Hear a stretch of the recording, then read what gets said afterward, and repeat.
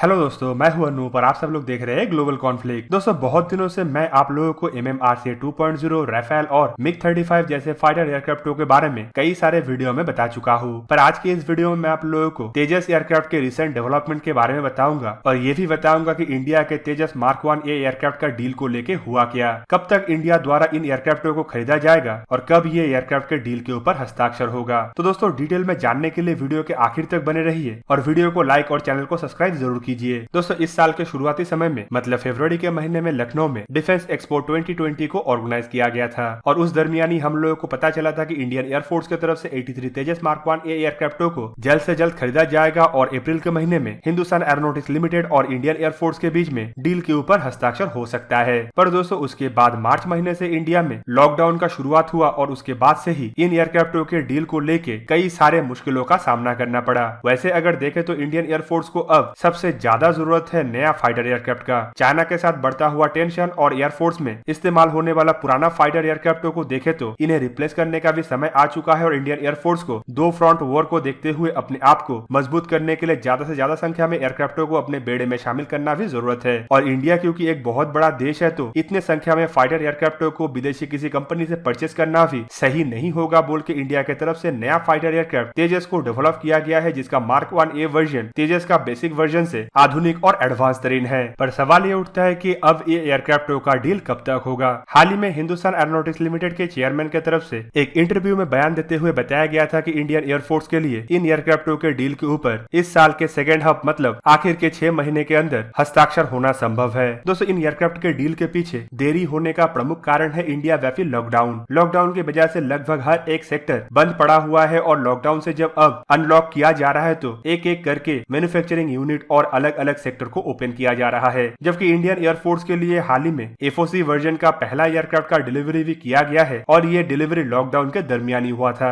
और Hindustan aeronautics limited की तरफ से ये भी बताया जा रहा है कि मार्क 1 ए एयरक्राफ्टों के डील के ऊपर हस्ताक्षर होने के बाद कंपनी की तरफ से जल्द एयरक्राफ्टों का डिलीवरी भी करना शुरू कर दिया जाएगा। फिलहाल कंपनी की तरफ से बताया गया है कि डील के ऊपर हस्ताक्षर होने के 4 से 5 साल के अंदर पहला एयरक्राफ्ट इंडियन एयरफोर्स को दिया जाएगा और करीबन सालाना 16 से 20 एयरक्राफ्टों के प्रोडक्शन रेट तक इसे बढ़ाया जाएगा ताकि इंडियन एयरफोर्स को जल्द से जल्द अपना हर एक एयरक्राफ्ट मिलना संभव हो पाए और साथ ही साथ मार्क 2 एयरक्राफ्टों के ऊपर भी काम करना संभव हो पाए। दोस्तों, इस दरमियान मार्क 2 एयरक्राफ्टों का भी फर्स्ट फ्लाई को शेड्यूल किया गया है और अगर सब कुछ सही चलता है तो माना जा रहा है कि आने वाले 2 से 3 साल के अंदर मार्क 2 एयरक्राफ्ट के इनिशियल ट्रायल भी शुरू करना संभव हो पाएगा। हिंदुस्तान एरोनॉटिक्स लिमिटेड के मुताबिक Tejas mark 1 A aircraft mark 1 aircraft से काफी ज्यादा एडवांस तरीन है और इसमें aerial refuelling system, active electronic scan array radar, जल्द से जल्द एयरक्राफ्टों को रीलोड और नया ऑपरेशन के लिए लॉन्च करने वाला सुविधा और कुछ एडिशनल फीचर्स को जोड़ा गया है, जिसकी वजह से इन एयरक्राफ्टों का कीमत भी तेजस मार्क 1 से ज्यादा है और इसका क्षमता भी तेजस मार्क 1 से ज्यादा है। जबकि मार्क 2 एयरक्राफ्टों को आकार में भी मार्क 1 के वर्जन से बड़ा बनाया गया है, साथ ही साथ इसका पेलोड कैपेसिटी और फ्लाइंग रेंज को भी काफी गुना बढ़ाया गया है। इसमें एक पावरफुल इंजन का इस्तेमाल किया गया है ताकि ये एयरक्राफ्ट ज्यादा पेलोड को लेकर उड़ान भी भर पाए और ज्यादा फ्यूल कैपेसिटी के साथ एयरक्राफ्टों का फ्लाइंग रेंज ज्यादा हो पाए। दोस्तों, इन दोनों एयरक्राफ्टों को ही इंडियन एयरफोर्स द्वारा बड़े मात्रा में अपने बेड़े में शामिल करने का इरादा रखा जाता है और हाल ही में यह भी बताया गया था कि इंडियन एयरफोर्स की तरफ से 200 से अधिक एयरक्राफ्टों को अपने बेड़े में आने वाले सालों में शामिल किया जाएगा। जबकि इन एयरक्राफ्टों के अलावा इंडिया अपना खुद के और भी प्रोजेक्टों के ऊपर काम कर रहा है, जिनमें 5th जनरेशन फाइटर एयरक्राफ्टों के अलावा ट्विन इंजन के 4th जनरेशन और नेवी में इस्तेमाल होने वाला एयरक्राफ्ट भी शामिल है। तेजस एयरक्राफ्ट के बेस पे टोटल 2 एयरक्राफ्टों के ऊपर काम चल रहा है, जिन्हें हम ओमनी रोल कॉम्बैट एयरक्राफ्ट या फिर ORCA के नाम से जानते हैं, जो बेसिकली इंडियन एयरफोर्स के लिए डिजाइन और डेवलप किया जा रहा है। और ये एयरक्राफ्ट एक मीडियम कैटेगरी का एयरक्राफ्ट के अलावा एक ट्विन इंजन एयरक्राफ्ट होगा और माना जा रहा है कि इन एयरक्राफ्टों में इंडिया का ही बनाया हुआ इंजनों का इस्तेमाल किया जाएगा। जबकि दूसरा एयरक्राफ्ट भी ट्विन इंजन एयरक्राफ्ट है, लेकिन ये नेवी के लिए डिजाइन हो रहा है और इसका नाम है twin engine deck based fighter aircraft. इन एयरक्राफ्टों में भी स्वदेशी इंजनों का इस्तेमाल होगा और इन एयरक्राफ्टों को इंडिया के फ्यूचर एयरक्राफ्ट कैरियरों के लिए बनाया जा रहा है। जबकि रिसेंटली इंडिया के पास जो एयरक्राफ्ट कैरियर है और जो एयरक्राफ्ट कैरियर अंडर कंस्ट्रक्शन है, उसमें भी इन एयरक्राफ्टों को इस्तेमाल किया जाएगा और इंडियन नेवी के बेड़े से MiG-29 जैसे एयरक्राफ्टों को रिप्लेस करने के लिए twin engine deck based fighter एयरक्राफ्टों का इस्तेमाल किया जाएगा। दोस्तों, आपके जानकारी के लिए बता दूं कि तेजस एयरक्राफ्ट के डिले होने के पीछे जो सबसे बड़ा कारण है वो है इसमें इस्तेमाल होने वाला इंजन। इंडिया द्वारा कावेरी इंजनों को डेवलप किया जा रहा था ताकि इन्हें तेजस एयरक्राफ्टों में इस्तेमाल किया जा पाए, पर तय समय पे ये डेवलप नहीं हो पाया और कुछ कारणों की वजह से इंजनों का प्रोजेक्ट धीरे धीरे करके डिले होते रहा